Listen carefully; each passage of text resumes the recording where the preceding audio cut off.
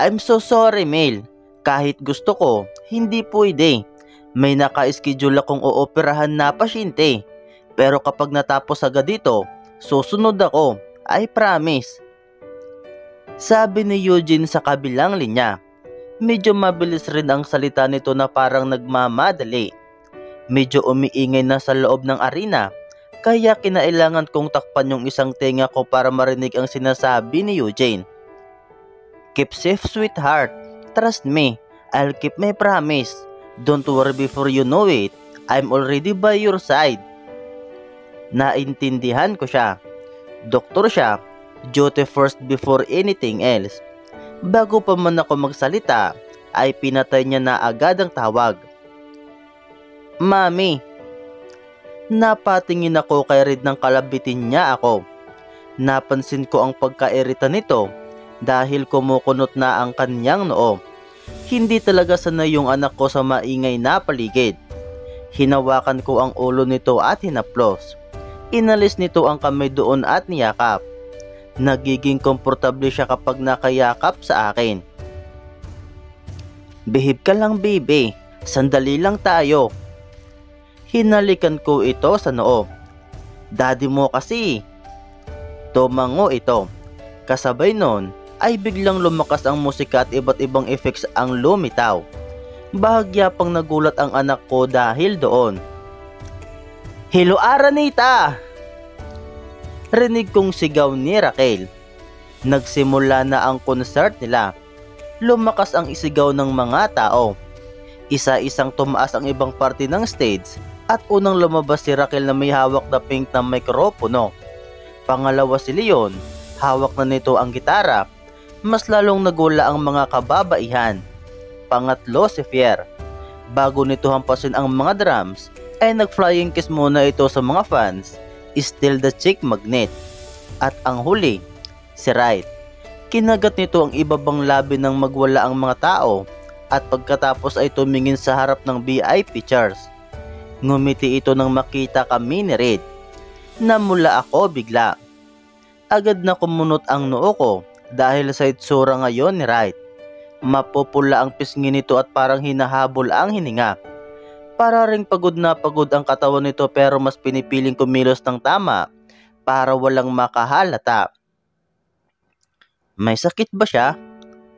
O ako lang ang nag-iisip na may sakit siya? Nagsimula ng hampasin ni Fier ang drums.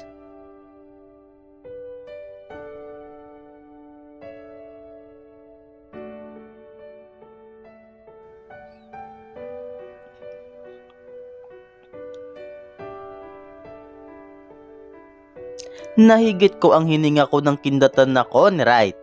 Ngayon ko lang napansin na nung magsimula ang concert ay ito lang ang tinitingnan ko. Napatingin ako kay Reed nang humalakhak ito habang pumapalakpak. He looked so energized. Parang ibang Reed ang katabi ko.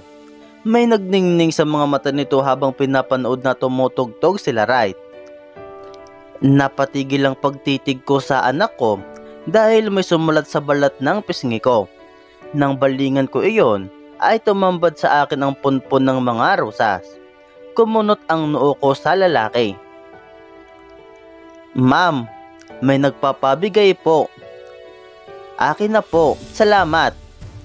Pangunguna sa akin ni Reed. Agad nitong nilagay sa kandungan ang mga rosas at isa-isang ini-inspeksyon. Napangiti ako sa ginawa ng anak ko at bumaling ulit sa lalaki. Thank you. Tumingin ulit ako sa stage pagkaalis ng staff. Tama ang hinala ko. Nakatingin nga sa akin si Wright habang tumutugtog ng gitara. Thank you. I mouth. Smiling. Yes, I smile. Kinagat nito ang ibabang labi. His cheeks are bright red. Is he blushing? No, may sakit siya. Natapos ang performance at napansin kong lahat sila ay hinihingal. Pero nasa mata pa rin nilang lahat ang kasiyahan na nakapagpangiti ng mga fans. Right abs concilio! Right abs concilio! Napatingin ako sa likod nang marinig ko ang hiyaw ng mga kababaihan.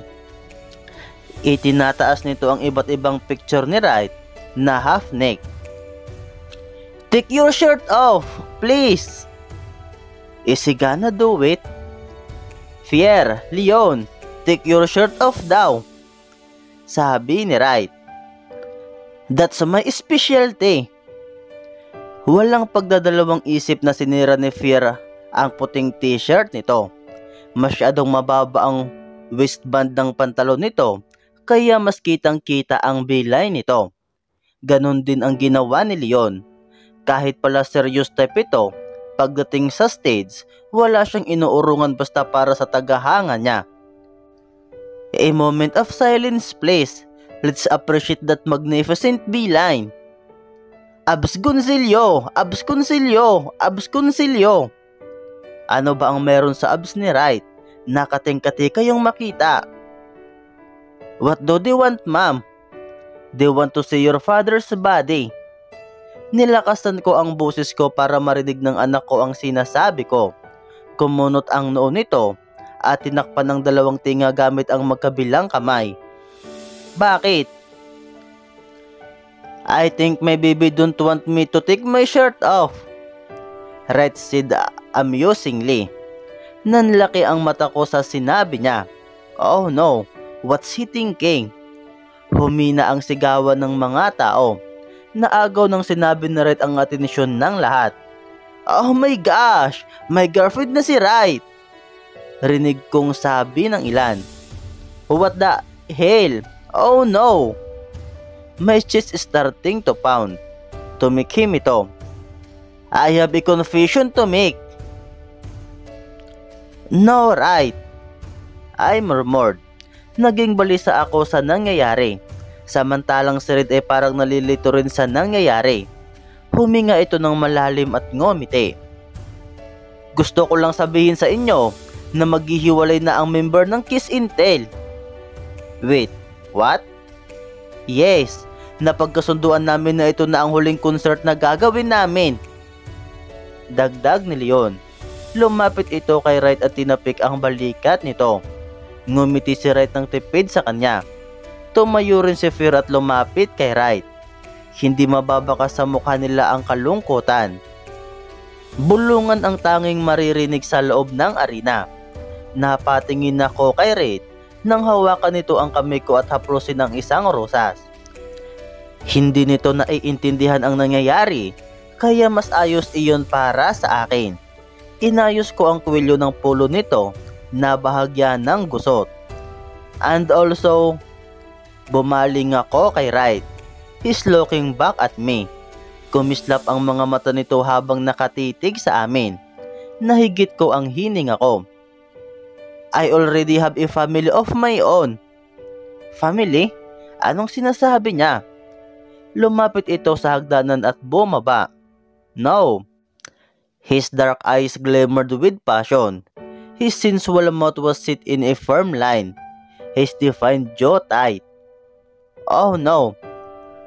I've never seen Wright like this before. Raw masculinity seemed to ooze out of his pores. I gulped. Nilahad nito ang kamay sa akin. "Come." What to do? What to do? He tilted his head. Umawang ang labi ko nang ngumiti ito sa akin. Hindi ko alam kung anong sasabihin ko. Hinawakan nito ang mikropono na nasa tapat ng labi niya. Yumuko siya at bumulong sa akin. "I told you, gagawin ko lahat basta just so you could take me back, baby." "Right." Lumapit ito kay Reed at kinarga ito.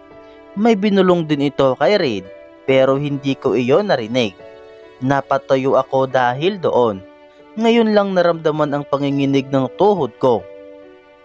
Hinawakan nito ang bewang ko.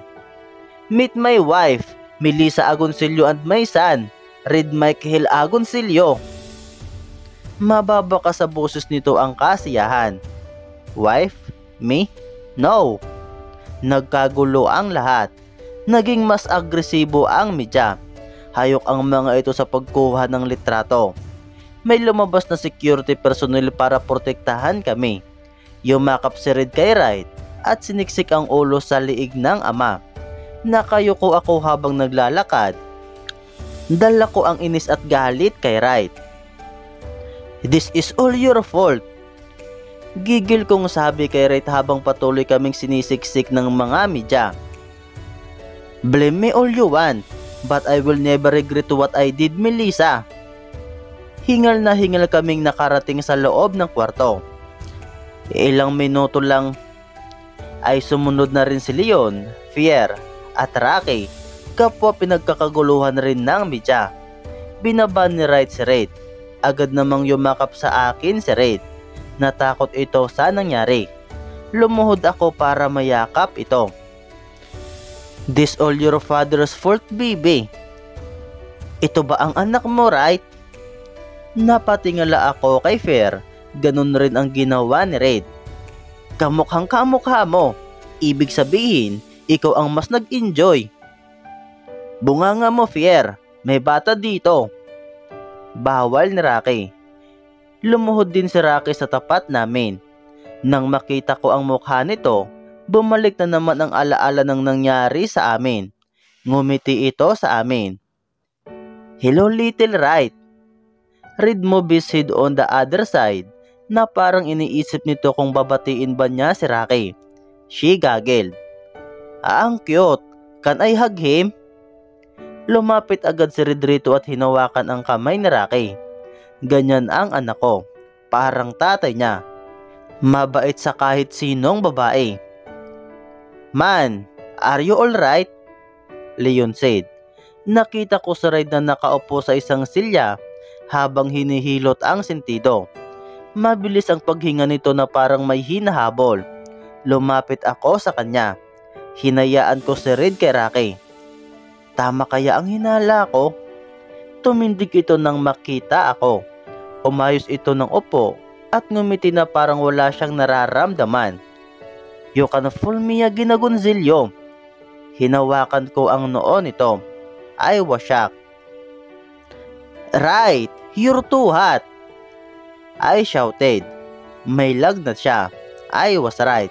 The reddish cheeks, the heavy breathing, confirmed. Hinawakan nito ang kamay ko na nasa noo niya at hinalikan iyon. "I'm aware, baby."